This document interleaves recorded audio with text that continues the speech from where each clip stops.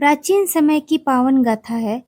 असुर राज बाणासुर की एक अत्यंत सुशील और रूपवती पुत्री थी, जिसका नाम था उषा। उषा भक्ति भाव से पली बढ़ी थी और अपने हृदय में सदा दिव्य स्वप्न संजोए रहती थी।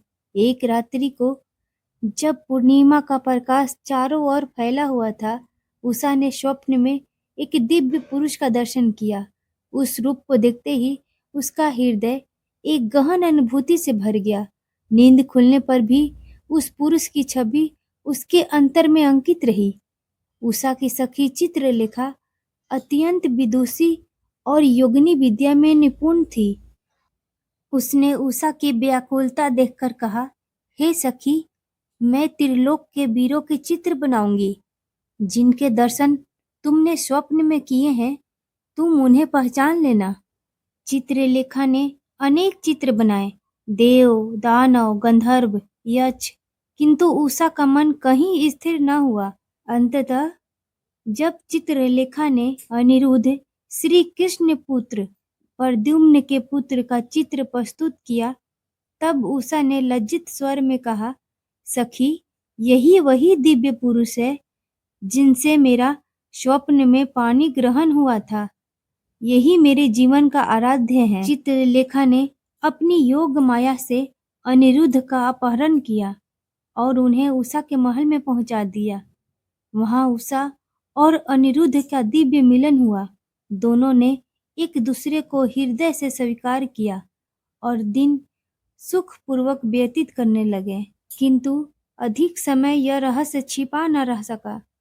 बाणासुर को जब ज्ञात हुआ कि उसकी पुत्री के महल में एक पराक्रमी युवक निवास कर रहा है, तो उसका क्रोध अग्नि के समान प्रज्वलित हो उठा। उसने अपनी सेनाओं को आदेश दिया, इस युवक को युद्ध भूमि में लाओ। अनिरुद्ध ने अकेले ही असंख्य असुरों को पराजित कर दिया, किंतु अंततः वे नागपाश में बंध गए और बाणासुर ने उन्हें कारागार में डाल दिया। उधर द्वारका में जब यह समाचार पहुंचा, तो प्रद्युम्न पुत्र वियोग से पीड़ित हो उठे। माता रुक्मणी जी भी अश्रुपूर्ण नेत्रों से विलाप करने लगी। उन्होंने श्री कृष्ण से कहा, नाथ, यदि हमारे प्रिय पौत्र की रक्षा न हुई तो मैं आपके समक्ष ही प्राण त्याग दूंगी। यह सुनकर भगवान श्री कृष्ण भी गहन चिंता में डूब गए। उन्होंने तत्काल यदुवंश की सभा बुलाई और सभी को परिस्थिति से अवगत कराया। सभा में महर्षि लोमस उपस्थित हुए। भगवान श्री कृष्ण ने उनके चरणों में प्रणाम कर निवेदन किया, हे मुनिवर, हमारे पौत्र अनिरुद्ध का अपहरण हो गया है, कृपया कर उपाय बताइए। ऋषि ने गंभीर स्वर में कहा, वासुदेव, बाणासुर की पुत्री उषा ने अनिरुद्ध को अपने महल में रखा है। उनकी रक्षा केवल भगवान गणेश की कृपा से ही संभव है। आप आश्विन मास की संकष्टी चतुर्थी का व्रत करें। इस व्रत के प्रभाव से ही आपके समस्त विघ्न दूर होंगे और विजय प्राप्त होगी। भगवान श्री कृष्ण ने संकल्प लिया और विधिवत व्रत कर गणपति वंदना की। अगले ही दिन यदुवंश की सेना बाणासुर की नगरी पर आक्रमण हेतु चली। चारों ओर शंखनाद गूंज उठा। धनुष के टंकार से आकाश भर गया। श्री कृष्ण के हाथ में सुदर्शन चक्र था। बलराम जी हल और गदा धारण किए हुए थे। बाणासुर सहस्त्र भुजाओं से शस्त्र संधान कर रणभूमि में खड़ा था। युद्ध भयानक हो उठा। धरती कांपने लगी। आकाश में धूल छा गई। रक्त की धारा प्रवाहित होने लगी। इसी बीच भगवान शिव जी भी प्रकट हुए, क्योंकि बाणासुर उनके परम भक्त थे। अब युद्ध केवल असुर और कृष्ण का न रहकर भक्त और भगवान की परीक्षा बन गया।